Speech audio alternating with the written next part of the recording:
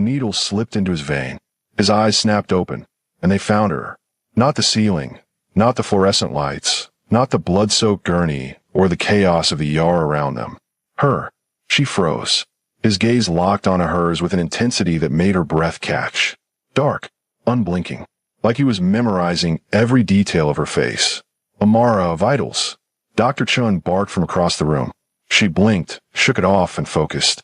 BP's stabilizing, she called back, her hands trembling as she adjusted the forward drip.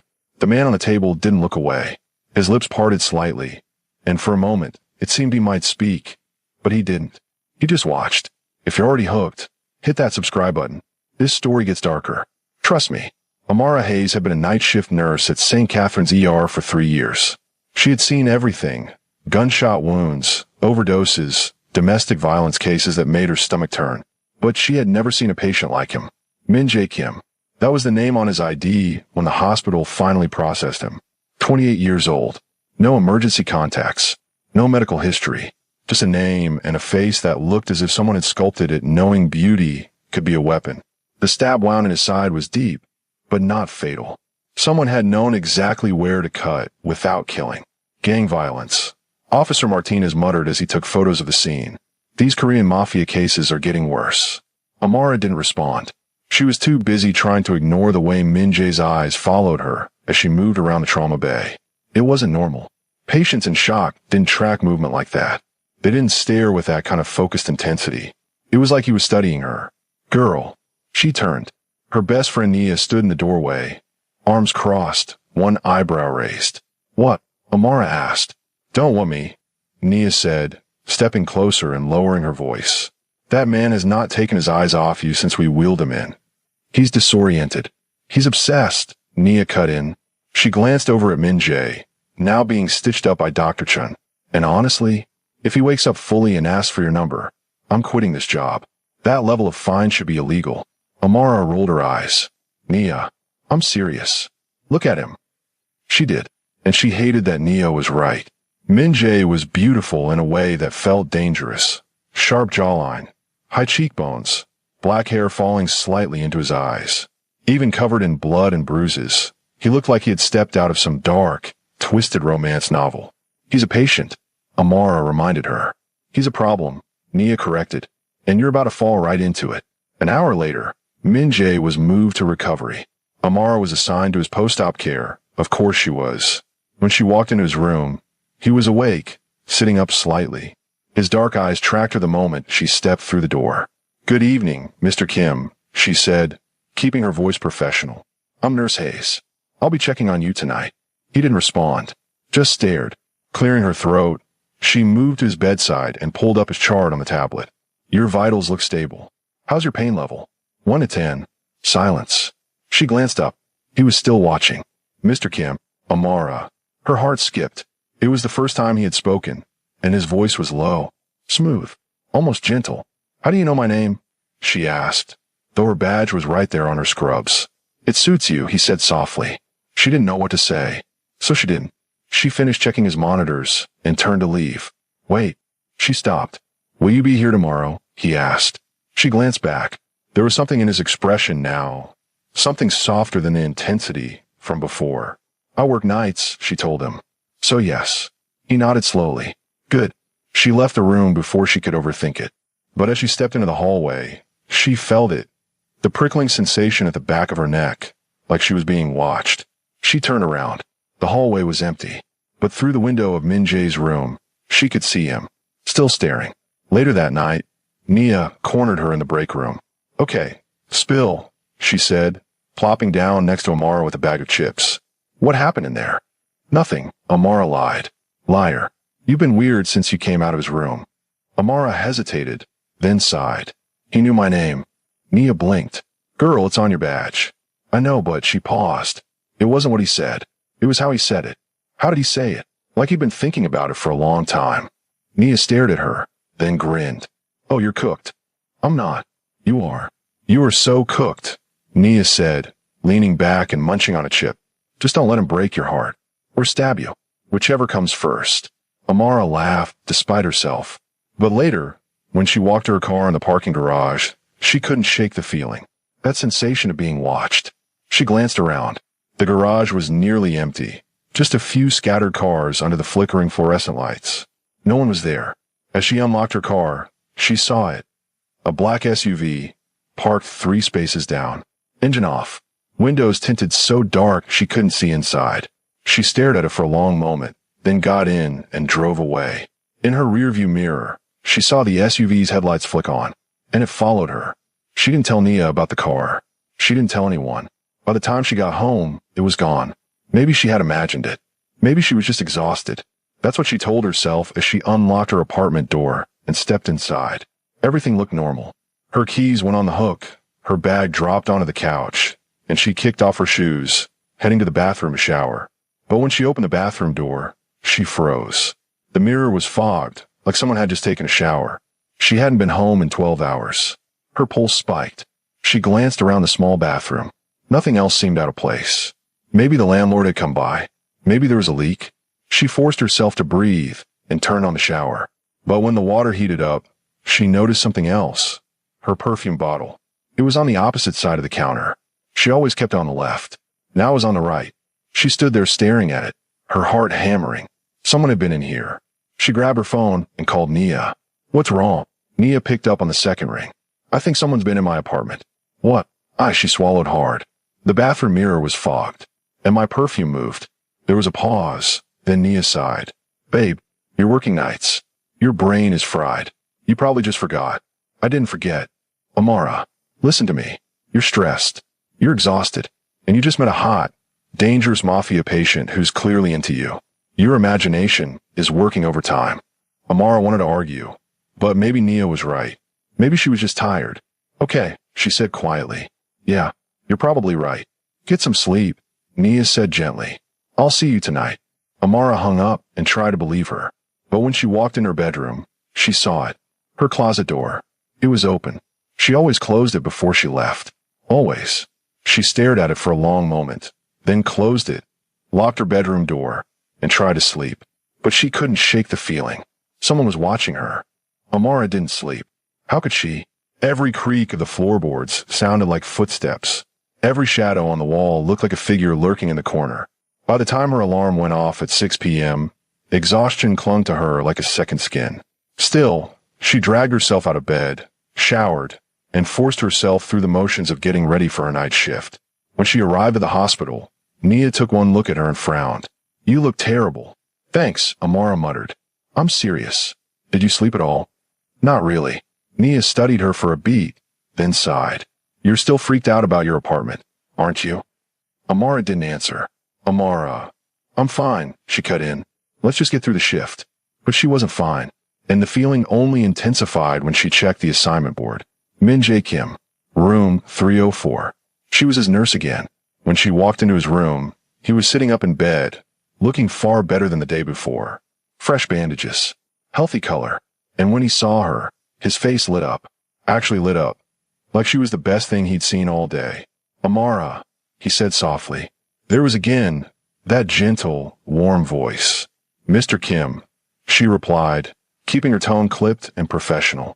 How are you feeling today? Better, he said, now that you're here. She ignored the flutter in her chest and moved to check his vitals. Your stats look good. Dr. Chin will probably discharge you in the next day or two. That's disappointing, he murmured. She glanced up. Why? Because I won't see you anymore. Heat crept in her cheeks, but she forced her attention on the monitor. You'll be glad to get out of here. Not if it means losing you. She froze. He was flirting, openly, boldly, and unfortunately, it was working. Mr. Kim. Min Jae, he corrected gently. Please, call me Min Jae. She hesitated, then nodded. Min Jae. His smile was soft and devastating, like she'd just given him something precious. Can I ask you something? He said. Sure. Why nursing? The question caught her off guard. No one had asked her that in a long time. Certainly not like he did. Like her answer mattered. I wanted to help people, she said slowly. My mom was sick when I was younger. The nurses who took care of her, they made a difference. I wanted to be like them. Min Jae's expression softened further. Your mother, is she? She's okay now, Amara replied quickly. In remission. I'm glad. There was sincerity in his voice, unexpected and disarming. He sat there asking about her life, as if it genuinely mattered to him. As if she mattered. "Thank you," she whispered. He held her gaze for a moment, then reached out, slowly, carefully, and took her hand. His touch was warm, gentle. "You're a good person, Amara," he said softly. "I can see it." Her heart pounded. She knew she should pull away. She knew she should leave. But she didn't. For a moment longer, she let him hold her hand. Then she stepped back. "I need to check on my other patients." He nodded. "Will you come back?" "I'll check on you later," she promised, and meant it. "You're falling for him." Nia's voice sliced through her thoughts as they stood at the nurse's station. Amara looked up from her chart. "What? Don't play dumb. The hot Mafia guy. You're falling for him." "I'm not." "You are." Nia crossed her arms. "I saw you coming out of his room. You were glowing." "I was not." "You were practically radiating." Nia shook her head. "Look, I get it. He's fine. He's got that whole dark, mysterious, dangerous thing going on. But Amara." "What?" "He's dangerous. Actually dangerous. The cops said he's connected to the Korean Mafia. Do you understand what that means?" Amara did, but somehow she didn't care. "I know what I'm doing," she insisted. Nia gave her a long, doubtful look. "Okay, but when this blows up, and it will, I'm going to say I told you so." Amara laughed despite herself, but unease simmered beneath the surface. Later that night, things shifted. When she returned to Min Jae's room around 10 p.m., the moment she stepped inside, she felt it. A difference in the air.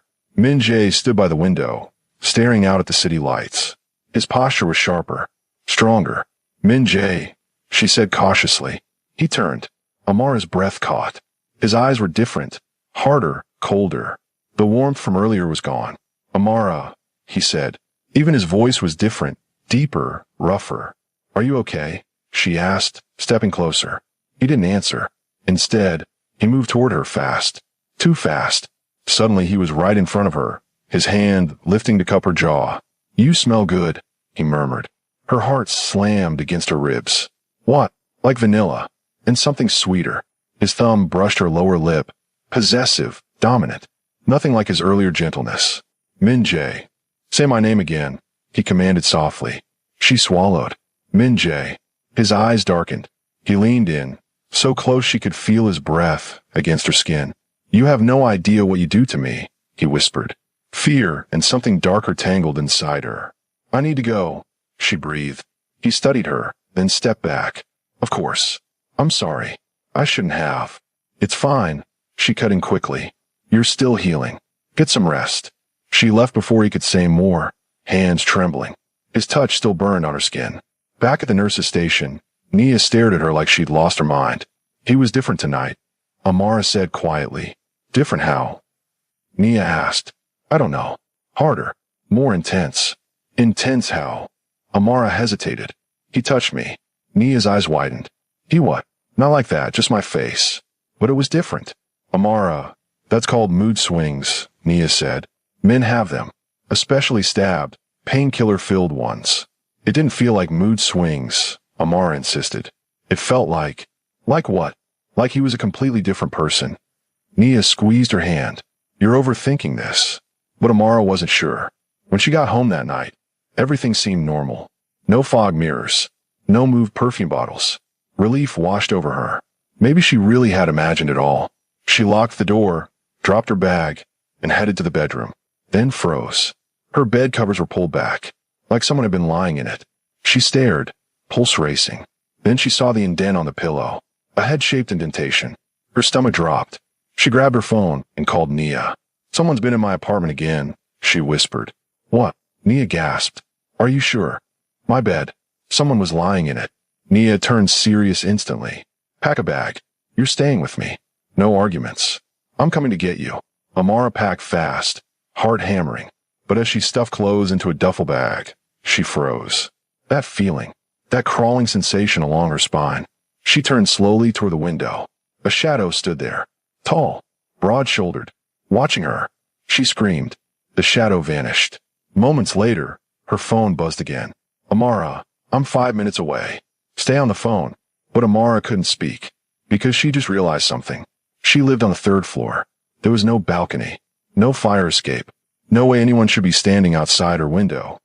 Amara didn't return to her apartment for 3 days. Nia let her stay, offering comfort and distraction, but the fear wouldn't leave her. The shadow outside her window, the indent on her pillow. Someone was stalking her. Someone careful. Someone deliberate. Someone who knew exactly what they were doing. You need to file a police report, Nia said on the third morning as she handed Amara a cup of coffee. And tell them what? That I saw a shadow. That someone is breaking into your apartment. I have no proof, Amara argued. No forced entry. No stolen items. Nothing. Then install cameras. I will, she promised, though a part of her already knew it wouldn't help. Whoever this was, they were too good. When she returned to work that night, she dreaded seeing Min-jae again. But when she checked the assignment board, his name wasn't there. He'd been discharged. Relief washed over her, followed immediately by an unexpected pang of disappointment. She shouldn't feel that way. She should be glad he was gone. She should be able to move on. But she didn't. Instead, she felt hollow. He left you something, Nia said, holding out a small envelope. Inside was a handwritten note on expensive cardstock. Amara, thank you for taking care of me. I know I wasn't the easiest patient, but you made me feel safe. Like I mattered. I'd like to see you again. Not as your patient. Just as me. If you're willing, meet me at Lumen Cafe tomorrow at 7 p.m. Min-jae. Her heart raced. Well, Nia pressed. Are you going? Amara knew she should say no. She knew she should tear up the note. She knew she should forget about him. But she didn't. Yeah, she whispered. I'm going.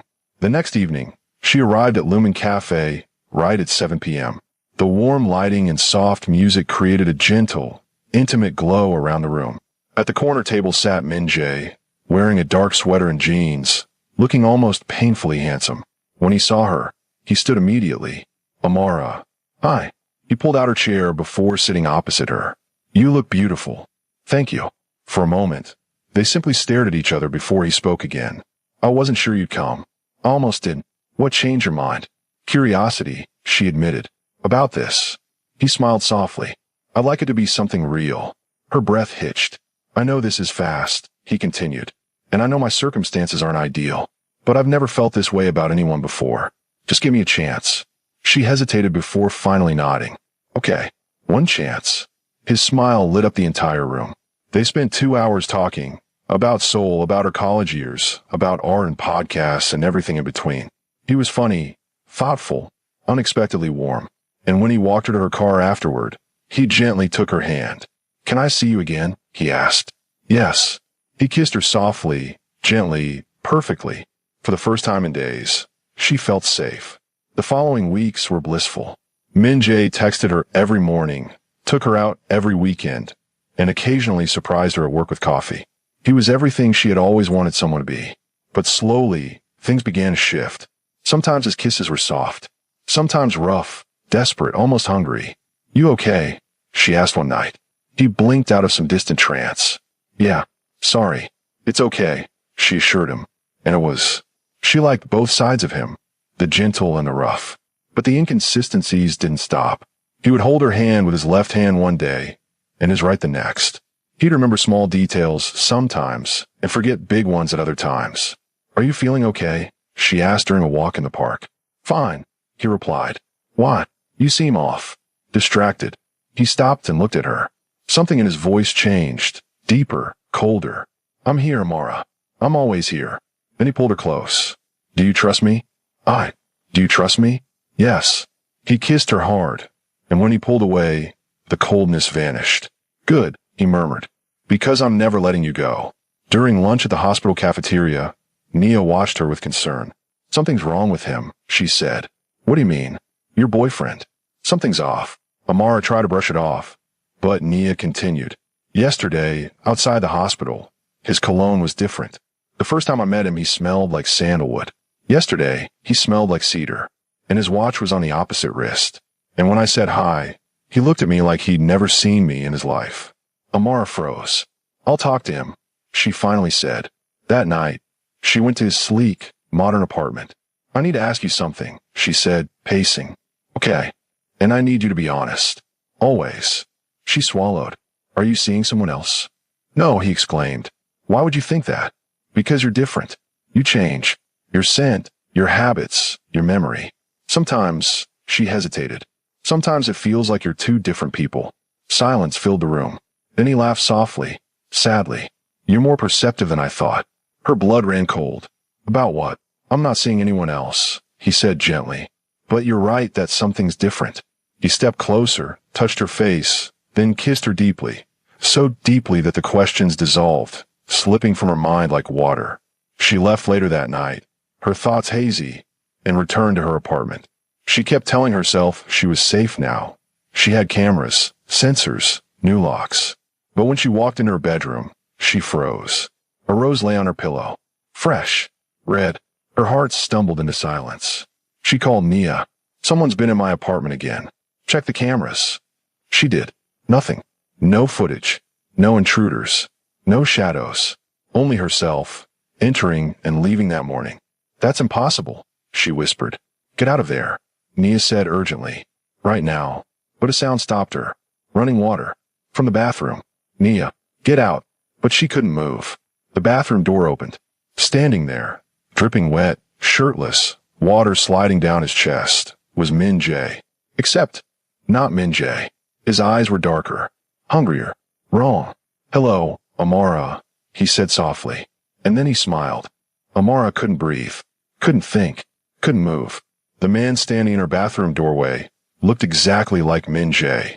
Same face, same build, same dark eyes. But it wasn't him. She knew it. Who are you? She whispered. He tilted his head, water still dripping from his hair. You know who I am. No, I don't. Yes, you do. He stepped forward. You felt me. Every night. Every time you thought you were alone. Her stomach dropped. It was you, she breathed. The shadow. The moved perfume. The bed. He smiled. I've been watching you for weeks, Amara. Waiting. Waiting for what? For my brother to bring you close enough. Brother. The word hit her like a freight train. You're Min Jun, he said. Min Jae's twin. She stumbled backward, her phone clutched in shaking hands. Amara. What's happening? Nia's voice screamed through the speaker. She couldn't answer. Min Jun was moving closer, slow, deliberate, like a predator stalking prey. Stay away from me, she warned, holding the phone like a weapon. He didn't. You don't need to be afraid, he said softly. I would never hurt you. You broke into my apartment. I wanted to be close to you. That's not normal. Nothing about this is normal, he agreed. But you already knew that, didn't you? You felt it. The difference. When Min Jae came to you at night, rougher, hungrier, that wasn't him. Her breath caught. That was me. Oh God, you've been pretending to be him, she whispered. Only sometimes, Min Jun said. When he couldn't see you. When he was working. When you needed someone stronger. I never needed you. His expression darkened. Didn't you? Think about it. Min Jun continued, his voice low and hypnotic. Every time Min Jae held back. Every time he was too gentle, too careful. Who was there? She didn't want to hear it. Didn't want to believe it. But the memories flooded back. The rough kisses, the possessive touches, the deepening of his voice, the tightening of his grip. No, she whispered. Yes, Min Jun said. You liked it, Amara. You liked both of us. Stop. You felt the difference but didn't pull away. You wanted it. Tears blurred her vision. You had no right. I had every right. His voice rose, raw with emotion. From the moment Min Jae woke up in that ER and saw you, from the moment he came home and told me about you, I knew. Knew what? That you were ours. The possessiveness in his voice made her skin crawl. And yet, a part of her didn't hate it. This is insane, she breathed. Is it? Min Jun stepped closer. Or is it the most honest thing anyone's ever told you? She backed away until she hit the wall. He caged her in, one hand on either side of her head. Nia, she screamed into the phone. Call the police. I'm already calling them. Nia yelled back. Just hold on. But Min Jun didn't seem concerned. He leaned in, breath hot against her ear. You can run, he whispered. You can call the police. You can try to forget us. I will. But you won't. His lips brushed her neck. Because you already know the truth. What truth? That you don't want just Min Jae. You want both of us. She shoved him hard. He stumbled back, surprised. She ran. Out of her bedroom. Through the living room. Toward the front door. Let me go. She screamed, thrashing. Amara, stop. A different voice, softer, and she twisted around. Min Jae. The real Min Jae. Standing in the doorway. Holding her. What are you doing here? She gasped. I came to explain, he said desperately. I was going to tell you tonight. I swear. Tell me what? That you've been lying to me this whole time. I never lied. You let your brother pretend to be you. Min Jae flinched. I didn't know at first. I swear. He was supposed to stay away. But he what? He's obsessed with you. Just like I am. Behind her, Min Jun chuckled low. Finally, he said. Honesty. She spun around. And there they were. Side by side. Two identical men. Same dark, intense eyes. Both wanting her. Her knees buckled. Amara. Min Jae reached for her. But she jerked away. Don't touch me. Please, just listen. No. Tears streamed down her face. You're both insane. You've been stalking me, lying to me, manipulating me. We love you. Min Jun said simply. She laughed bitterly. That's not love. That's possession. What's the difference? Min Jun countered. Min Jae shot him a dark look. Shut up. Why? She deserves the truth. She deserves a choice. And I'm giving her one. Min Jun said, turning to her. Choose us. Both of us. Her heart pounded. What? You don't have to pick between us, he continued. You can have both. That's insane. Is it? Min Jun stepped closer. You already told Nia you liked both sides. The gentle one. And the rough one. That was before I knew you were two different people. Does it matter?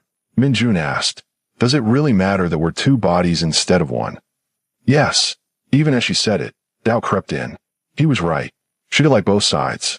She liked Min Jae's sweetness. She liked Min Jun's intensity. And the thought of having both. No, this was wrong. I need to leave, she said, voice shaking. But Min Jae blocked her path. Amara, please. Move. Just hear us out. Move. He didn't. And then she realized the truth. She wasn't leaving this apartment. Not tonight. Her phone lay on the floor where she dropped it. She could hear Nia's frantic voice through the speaker. Amara, the police are on their way. Just hold on. But she didn't know if they would get there in time. Min Jae and Min Jun exchanged a look, some silent communication passing between them. Min Jae turned to her, pained. We're not going to hurt you. Then let me go. We can't. Why not? Because, Min Jun said, stepping forward. If we let you go, you'll run. You'll disappear. We'll never see you again. Good. Not good. Min Jae said softly. Not for us. And not for you. You don't know what's good for me. We know you feel it too. Min Jun interrupted. This pull. This connection. You could deny it all you want, but it's there. She wanted to argue, but the words died in her throat. He was right. She did feel it. This inexplicable, terrifying, overwhelming pull toward both of them. This isn't how relationships work, she whispered.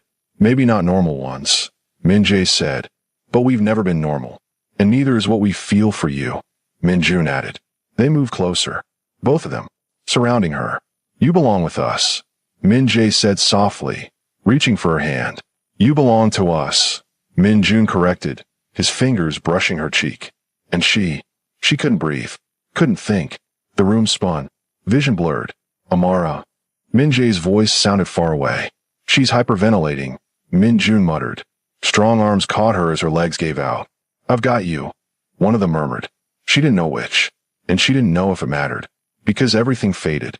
The voices, the fear, the overwhelming reality. Everything faded to black. If you made it this far, you're as obsessed as they are. Drop a comment with heart emoji if you're ready for part 2. Like this video and subscribe because part 2 is going to be insane. This is just the beginning.